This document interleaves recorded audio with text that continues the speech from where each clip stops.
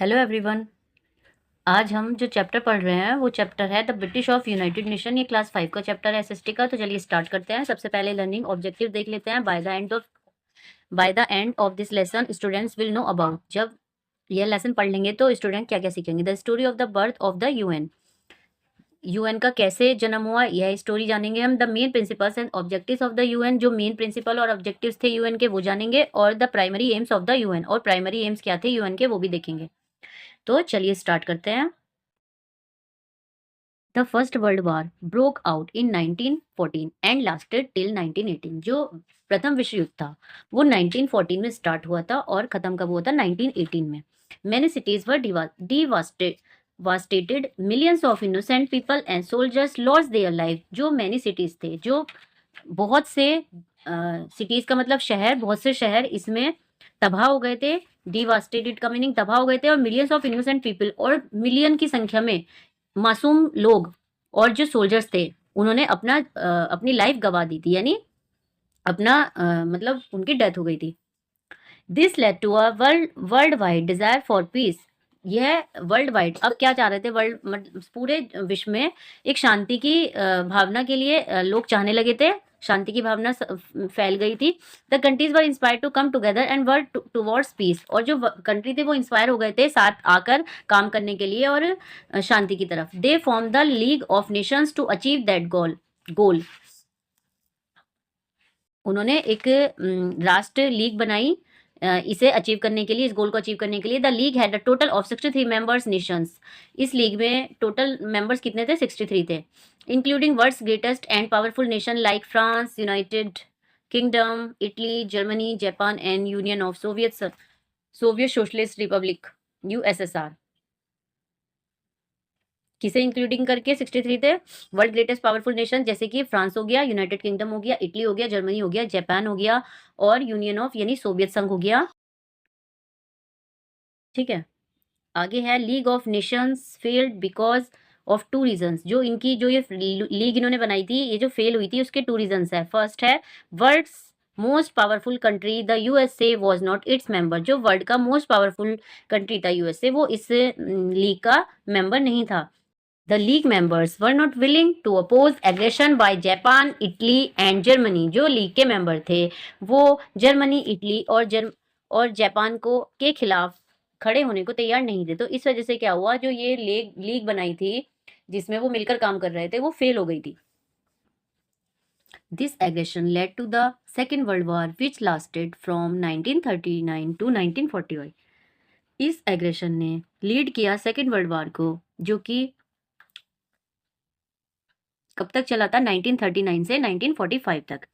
This war ended with the dropping of atom bombs and on Hiroshima and Nagasaki in Japan in 1945। This atom bomb killed over 3 lakh people. ये जो and हुआ था वार, इस वार का जो खत्म हुआ था, ये एक बॉम्ब के साथ हुआ था जब एटम बॉम्ब फेंक दिया था हिरोशिमा और नागासाकी पर, जो जापान में है 1945 में। और इस बॉम्ब की वजह से कम 3 लाख से ज्यादा लोग मारे गए थे। Formation of UN after the world war second. Countries such as Britain, France and USA wanted to replace the league with another organization which would ensure that such wars would not take place in future। दूसरे विश्व युद्ध के बाद कुछ country जैसे कि Britain हो गया, फ्रांस हो गया, यूएसए हो गया, वो चाहते थे लीग को रिप्लेस करना दूसरी ऑर्गेनाइजेशन के साथ, which would ensure that such, जिससे कि वो इंश्योर हो जाए कि इस तरह के वर्ल्ड वार फ्यूचर में फिर ना हो। Representative of 51 countries met at San Francisco in USA on 24 October 1945, signed a charter। अब क्या हुआ, 51 देशों की एक मतलब 51 देशों ने रिप्रेजेंट किया और मिले साथ में कहाँ पर, सैन फ्रांसिस्को में, यूएसए में, कब, 24 अक्टूबर 1945 में, और एक चार्टर को साइन किया। India was one of them, उनमें से इंडिया भी एक था। This character created a new international organisation, the United Nation Organisation. The name United Nations was coined by President Roosevelt of the USA. देखिए, ये जो चार्टर था ये क्रिएट किया गया था, न्यू इंटरनेशनल, जो नई अंतरराष्ट्रीय संगठन था, जिसका नाम था यूएनओ यानी यूनाइटेड नेशंस ऑर्गेनाइजेशन। ये जो नाम था यूनाइटेड नेशन का, ये दिया गया था जो प्रेसिडेंट थे यूएसए के, रोजेवेल्ट द्वारा। Enrich your mind. Mrs. Vijayalakshmi Pandit, Mrs. Vijayalakshmi Pandit of India was the first woman to be elected as president of UN General Assembly। जो विजयलक्ष्मी थी, कौन? मिसेस विजयलक्ष्मी पंडित, जो इंडिया की फर्स्ट प्रेसिडेंट चुनी गई थी। कहाँ पर? यूएन, यूनाइटेड नेशन के जनरल असेंबली के लिए। विजयलक्ष्मी ऑफ इंडिया, जो इंडिया की विजयलक्ष्मी पंडित थी, वो first women to be elected, first women को चुना गया था as a president of UN General Assembly, UN General Assembly का। आगे है the headquarters of UNO are in New York. जो हेडक्वार्टर्स है यूएनओ का वो न्यूयॉर्क में है। 24 October is celebrated as UNO day.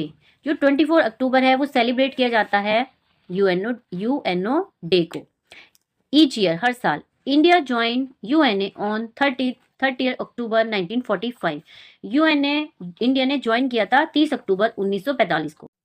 Veto power to major the world's most powerful countries that it would not threaten their sovereignty, the UN gave them veto power over its most important actions to measure the world।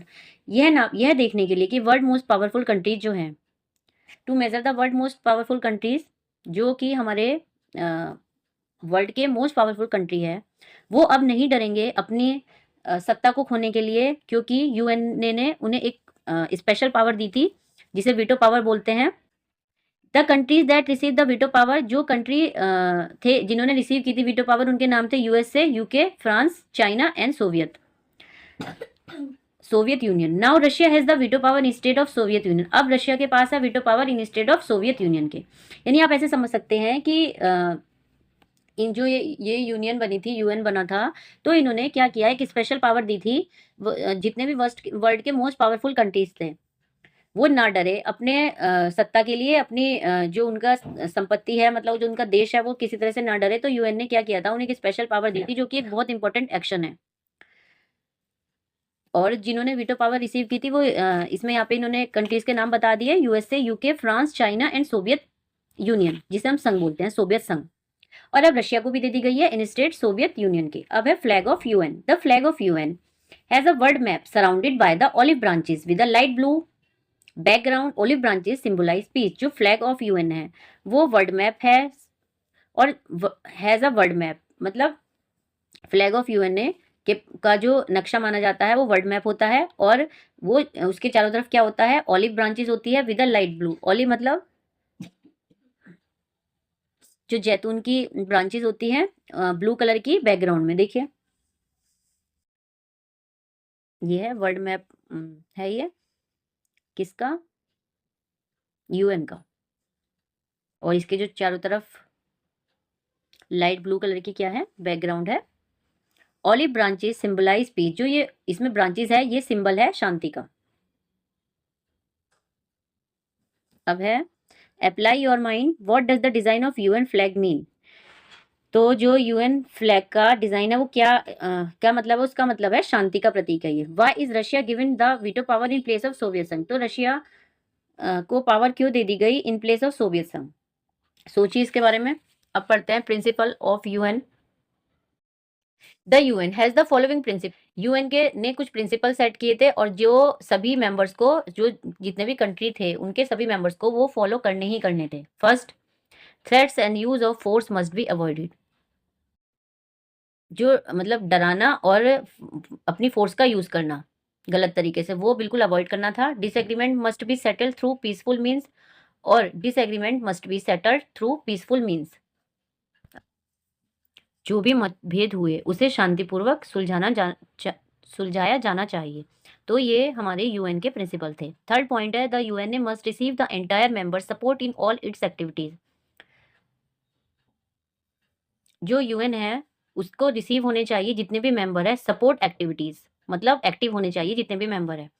All members countries must respect each others rights and sovereignty. देखिए जितने भी country के member हैं उन्हें एक दूसरे के rights को रेस्पेक्ट देनी चाहिए और उनका जो एक संप्रभुता है या उनकी सत्ता और जो भी है उन सबका हमें रेस्पेक्ट करना होगा। The objectives of UN. अब पढ़ते हैं यूएन के क्या ऑब्जेक्टिव्स थे। The main objectives of the UN are to develop friendly relations among nations with equal rights for all. Friendly relations develop करना सभी नेशंस के बीच में इक्वल राइट्स के साथ। To improve the condition of the people of the world peacefully in cooperation with other nations. जो to improve conditions को improve करना लोगों के बीच और शांतिपूर्वक रहना, इन कॉपरेशन सहयोग के साथ रहना दूसरे नेशंस के साथ। To provide a meeting place where all members can work together to achieve these common goals. To achieve these common goals, एक मीटिंग प्लेस प्रोवाइड करना जहाँ पे सारे मेंबर्स साथ काम कर सके और इस गोल को अचीव कर सके। To maintain international peace and security and to settle dispute between the member states by peaceful means. To maintain international peace यानी जो अंतरराष्ट्रीय शांति है उसे मेंटेन करना, सुरक्षा को मेंटेन करना, जितने भी डिस्प्यूट्स है उन्हें सेटल करना बिटवीन द मेंबर्स स्टेट्स, जितने भी मेंबर हैं स्टेट के उनके बीच जो डिस्प्यूट्स है उसे सेटल करना किसके द्वारा? शांतिपूर्वक। To promote respect for human rights को प्रमोट करना। Support the freedom of all people, जितने भी लोग हैं उन्हें फ्रीडम के लिए सपोर्ट करना। Without discrimination on the group of race, sex, religion and language, मतलब बिना किसी भेदभाव के। ये हमें ये नहीं देखना कि आदमी है या औरत है, धर्म नहीं देखना, उसकी लैंग्वेज नहीं देखनी और उसका बैकग्राउंड नहीं देखना, अमीर है या गरीब है। इन सबको इग्नोर करके हमें ह्यूमन राइट्स को प्रमोट करना है, यानी यूएन को। Today 193 countries are member of the UN. जो आज के टाइम में 193 मेंबर्स है यूएन के। The members can bring their problems to public. जो मेंबर्स नेशंस हैं वो अपनी प्रॉब्लम को पब्लिक के सामने ला सकते हैं, पब्लिक अटेंशन के लिए। The UN achieve this goal through dialogues and consequence among all its members. जो यूएन है ये अचीव करता है अपने गोल को अपने थ्रू डायलॉग्स एंड कॉन्सिक्वेंस। जो यूएन है वो इस गोल को अचीव करता है अपने संवादों द्वारा और सभी की सहमति के द्वारा। जितने भी मेंबर है उनके बीच संवाद करते हैं और सभी की सहमति ली जाती है। They discuss the issue of international importance like war, nuclear weapons, global warming, development, economy, poverty, trade, education, women, child welfare and many other such problems. They discuss the issue. Way discuss करते हैं international importance, जैसे कि वार हो गया, nuclear हथियार हो गए, global warming हो गई, डेवलपमेंट इकोनॉमी हो गई, पॉवर्टी गरीबी हो गई, ट्रेड हो गया, एजुकेशन हो गया, वुमेन हो गया, चाइल्ड वेलफेयर हो गया और मैनी ऑफ अदर इस तरह की प्रॉब्लम्स के बारे में वो डिस्कस करते हैं। The UNA does not frame laws और डज इट इम्प्रूव टैक्सेस। जो यूएनए है वो लॉज, उनके जो कंट्री के एक पर्टिकुलर लॉज है उन्हें टच नहीं करता है और ना ही अपने जो टैक्सेस है वो इम्पोज करता है उन पे। It is platform where issues are discussed and solutions are worked out. यह वहाँ वो प्लेटफॉर्म है जहाँ इशू को डिस्कस किया जाता है, परेशानियों को और सॉल्यूशंस ढूंढे जाते हैं, सॉल्यूशंस पे काम किया जाता है। The organization strives to make the world safe for the present and future generation. जो organizations है वो कोशिश करती है टू मेक वर्ल्ड सेफ, पूरे संसार सेफ रहे और प्रेजेंट और फ्यूचर जनरेशन भी सेफ रहे। तो इस तरह से यूएन का काम है। आई होप आपको समझ आ गया होगा। चलिए अब एनरिच योर माइंड करते हैं। The United Nation has prepared a list of human rights called the Universal Declaration of human Rights, जो क्या है, which was adopted on 10 December 1948। This day is celebrated as Human Rights Day. तो UNA ने क्या किया है, एक list prepare की है ह्यूमन राइट्स की और पूरे यूनिवर्सल में डिक्लेयर कर दिया गया है, जो कि सभी द्वारा अपना लिया गया है और जो कि हम यूनिवर्सल मतलब ह्यूमन राइट्स डे सेलिब्रेट करते हैं 10 दिसंबर 1948 के रूप में। तो आई होप सो आपको ये मतलब 1948 को हुआ था, हम 10 दिसंबर को ह्यूमन राइट्स डे पे का सेलिब्रेशन करते हैं। तो चलिए अब enrich your vocabulary. World wars, a global war were fought in 1914 to 1945 and 1939 to 1945. League of Nations and organization set up after the First World War. League of Nations यानी एक organisation setup हुआ था प्रथम विश्व युद्ध के बाद. Veto the right to refuse to allow something to be done. एक ऐसी पावर, अगर उन्होंने बोल दिया या उन्होंने मना कर दिया तो वो काम उस हिसाब से होना चाहिए. डिस्प्यूट का मतलब डिसएग्रीमेंट, मतभेद. तो आई होप सो आपको ये चैप्टर समझ आया हो. अब इसकी एक्सरसाइज कर लेते हैं. Choose the correct answer. The first world war took place between these year 1914 1918. B option. This superpower country was not a part of League of Nations. USA, UK, USSR या none of these. तो बताइए इनमें से कौन सा है. League of nations का part USA नहीं था. Where did the representative of 51 country meet to the sign the UNA charter. कहाँ पर मिले 51 देशों का जो संगठन था साइन करने के लिए चार्ट पे, वो मिले थे San Francisco.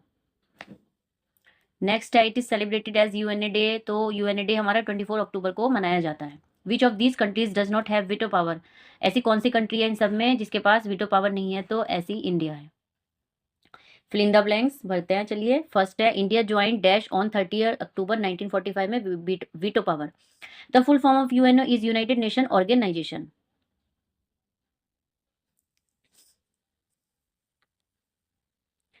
Dash World War lasted from 1930 to 9 second. The name United Nation was coined by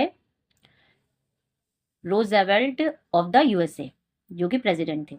Atom bombs were dropped on Hiroshima and Nagasaki in Japan in 1945. तो ये fill in the blanks हो गई है. अब true false करते हैं. Today 193 countries are member of the UNA. ये true है. Earlier सोवियत संघ had the veto power. नहीं. Earlier हाँ पहले थी. True. The role of UNA is the frame laws. False. The headquarters of UNO are in Switzerland. False है ये. UNO का जो हेडक्वार्टर है, the headquarters of UNO are in Switzerland, ये रॉन्ग है. फॉल्स है क्योंकि यूएनओ का जो हेडक्वार्टर है वो न्यूयॉर्क में है. UNO was formed after world war first. तो ये फिर ये गलत है क्योंकि वर्ल्ड वॉर सेकंड के बाद यूएनए फॉर्म्ड हुआ था. ये शॉर्ट नोट है. लीग ऑफ नेशंस और चार्टर ऑफ यूएनए. तो लीग ऑफ नेशंस पे आप लिख सकते हैं, शुरू में दिया हुआ है. चार्टर ऑफ यूएनओ के बारे में भी आप लिख सकते हैं. What was the need to form UNO. Form और यूएनए के प्रिंसिपल्स क्या थे जिन्हें हमें फॉलो करना था, जो उसके मेंबर्स थे. अब है आगे answer in details. How does UNO solve various disputes in the world. तो यूएनओ सॉल्व कैसे करती है वेरियस डिस्प्यूट को जो वर्ल्ड में होते हैं. हाउ वाज यूएनओ फॉर्म और यूएनए किस प्रकार बनी. तो ये चैप्टर हमारा कंप्लीट होता है. Thank you so much. आगे भी वीडियो को आप सपोर्ट करें, चैनल सब्सक्राइब करें और आगे भी मैं जो इसके बचे हुए चैप्टर है वो लेके आऊँगी. Thank you so much.